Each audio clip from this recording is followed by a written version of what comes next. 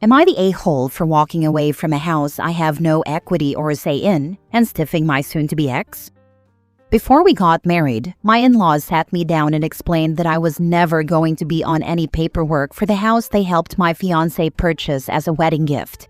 They insisted on an ironclad prenup. I got a lawyer and made sure I was protected as well. After we got married, I contributed to the expenses of our household 50-50, mortgage and everything. It was a little more than I paid in rent and utilities, but I figured we were building a future together. I make a decent living as a welder, and I do not own a lot of stuff. I have a truck, a welding lid, a laptop, and some clothes.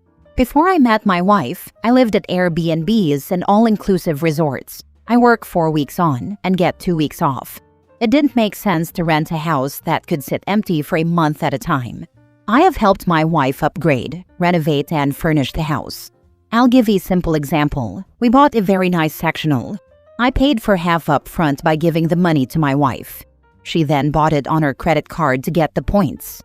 After that, it wasn't my problem anymore. I recently found out that she has been seeing her ex when I'm out of town. I do not play that game.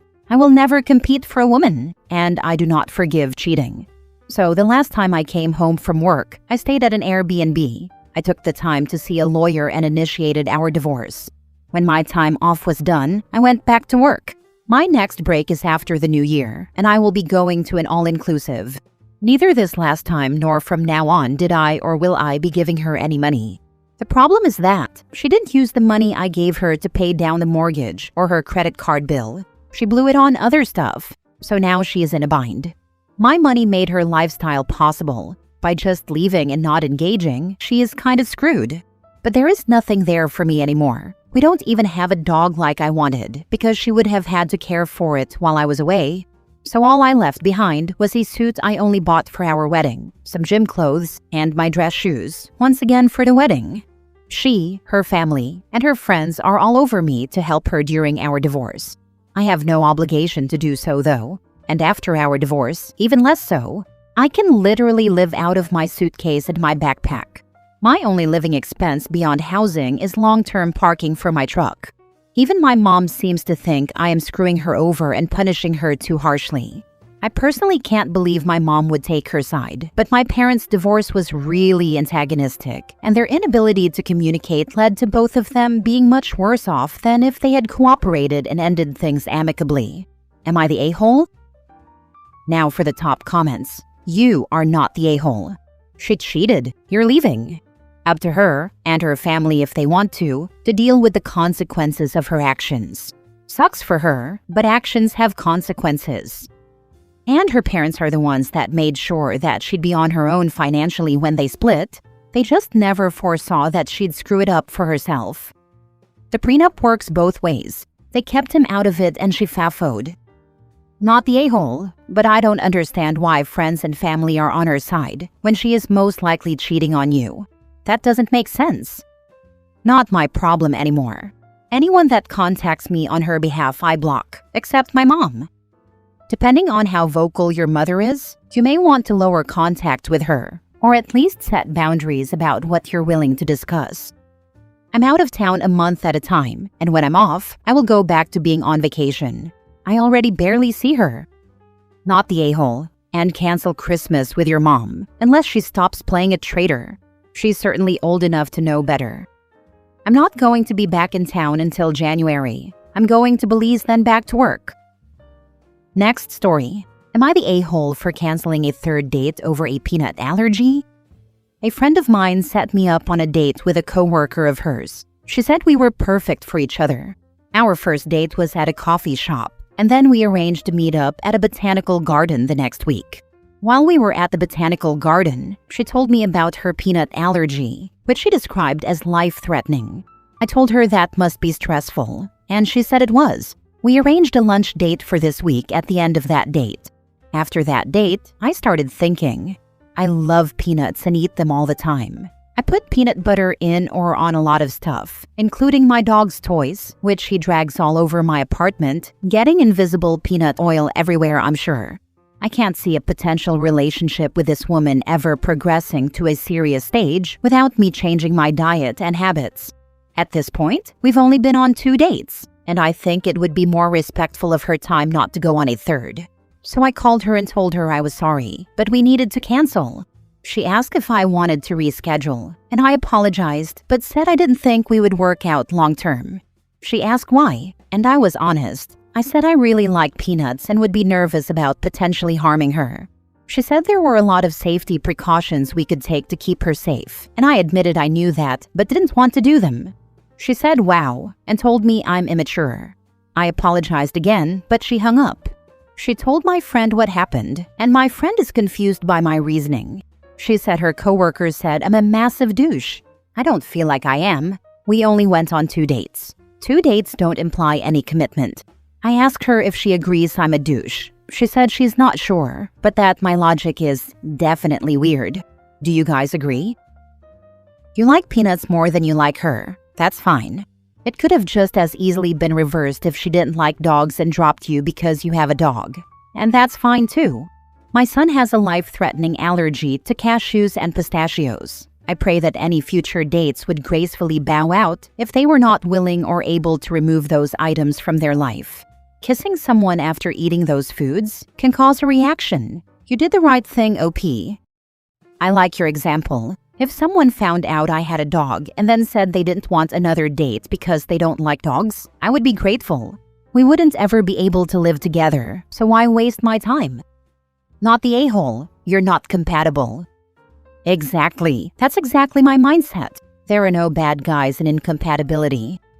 Not the a-hole. You don't need a reason to decide not to date someone, but a peanut allergy is a perfectly good one. If you eat a lot of peanuts and don't want to give them up or deal with all the precautions to protect her. I probably would have just told her I'm not feeling the connection I want to feel in a relationship and feel it's best we both move on. Getting specific about why you don't want to date often brings a pretty negative response, so I prefer to keep things neutral.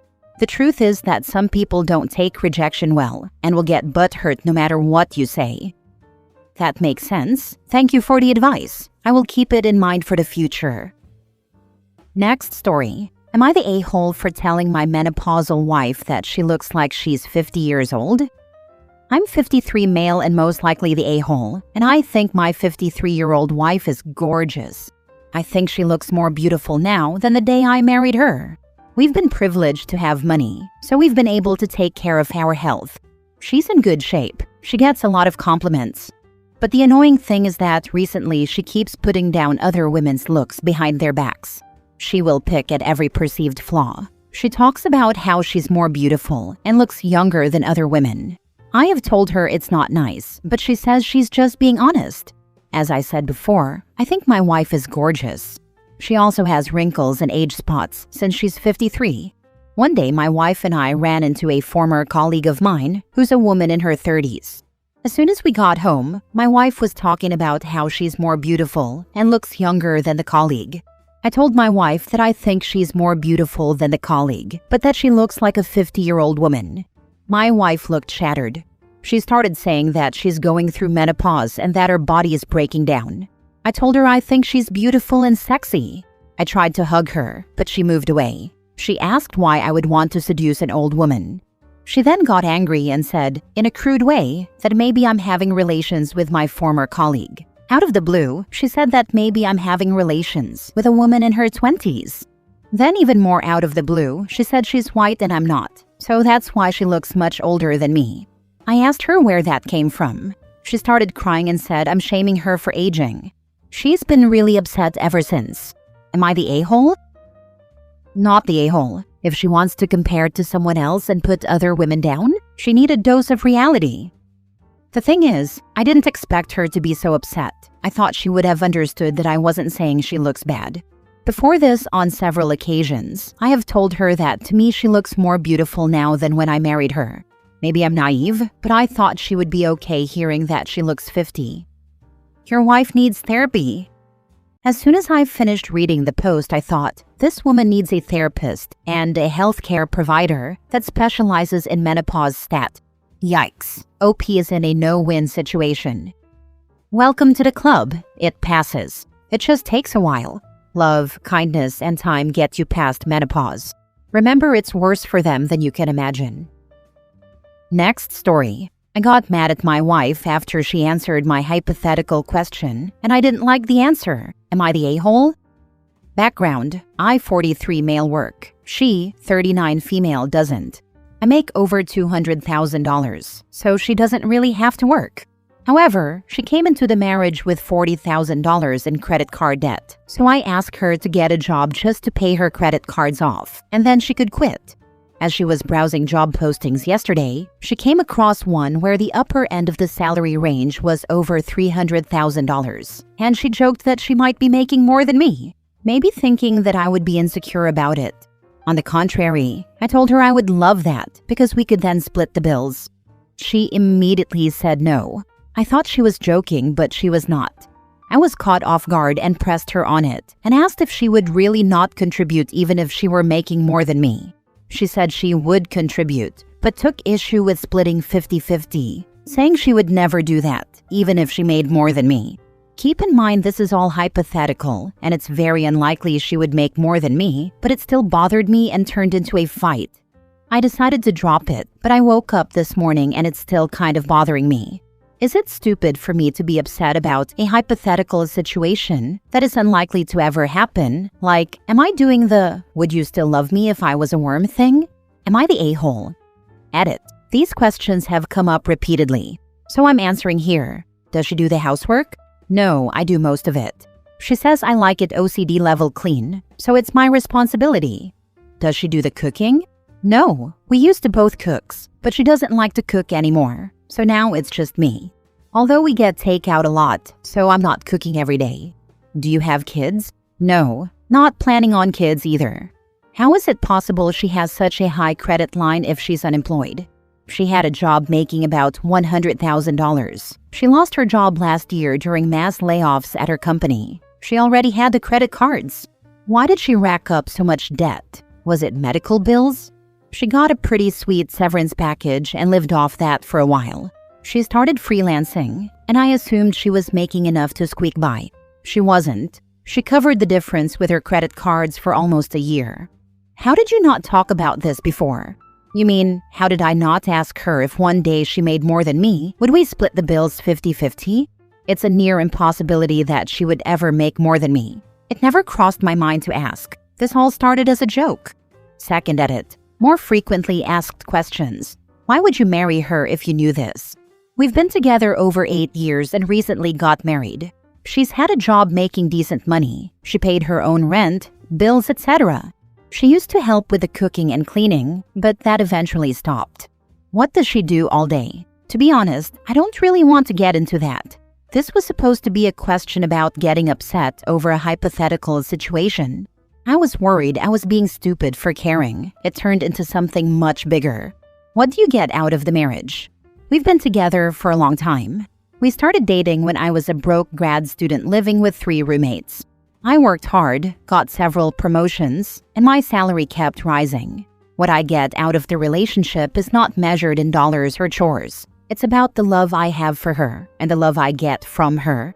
It's about how I feel when I'm with her and how I can be completely myself around her without ever feeling judged. Basically everything you want from a relationship, minus the dollars and chores. She has massive credit card debt, doesn't work, doesn't clean, and doesn't cook. This isn't your wife. She's your sugar baby. She's effectively using you for money. Bro got a real-life labubu. Ask her what would happen if you lost your job. That should be an eye-opener for you. But no worries, OP, because it's completely hypothetical, and no one has ever been laid off before. Did she say why? Does she have some kind of view that financial support is a man's job? Is she just cheap? Not 100% sure. She did say she would contribute, just not 50-50.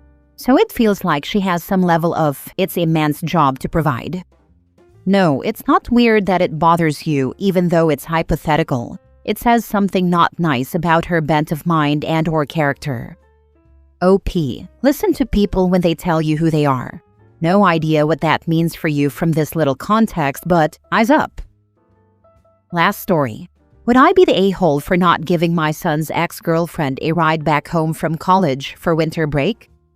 I have an 18-year-old son that I share with my ex.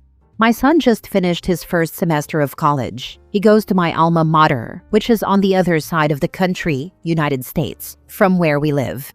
A couple of years ago, he started dating the daughter of one of his mother's best friends. She decided she wanted to go to the same school as my son and is attending the same college. Since she left for college, her parents' marriage has imploded. She has also apparently been having a hard time finding friends at the college. She started treating my son badly, and this culminated in her kissing another guy. My son broke up with her after finding out. That was 2 weeks ago. Winter break is about a month long. She had been planning to ride with my son back home. She does not have a car. I flew to the college to ride with my son in his car back home. She apparently assumed that my son was still giving her a ride because she asked my son when we were planning to leave tomorrow to drive back home. My son told her that she is not getting a ride. This resulted in her calling her mother, who called my ex, who then called our son and demanded that he give her a ride. She has no other way home, and the plane ticket is about $1,200. Plane tickets in the US are a mess right now. He refused. My ex then called me since I am here and demanded that I give her a ride. Since it is technically my car, I am the only person on the title.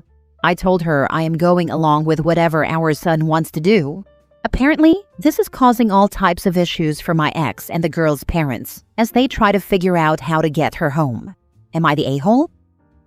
Not the a-hole. Her treating him badly and kissing another dude just cost her family $1,200. If I were you, I'd be focusing on my son's healing from the breakup, and I would be doing the complete opposite of pressuring him to let his ex ride back. Agreed, she is literally at the find out portion of the experience. Just give the girl a ride home. Jesus Christ, be the grown-up here. Your son made the commitment to give her a ride. Backing out and leaving her stranded is a-hole behavior. Show him how to be the bigger person here. Punishing her in this way accomplishes nothing.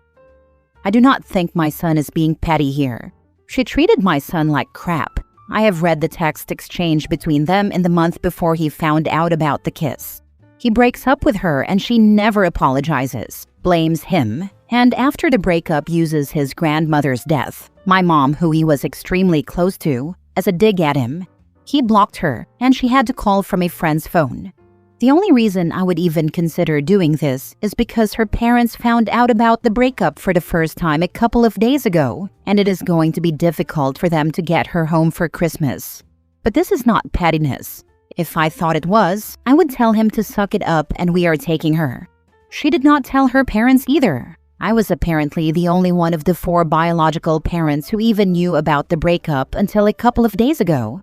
I posted here because I feel bad for her parents and the difficulty they will have in getting her home, especially with the dorm closing Tuesday night. But I do not feel bad for her, based on how she has treated my son.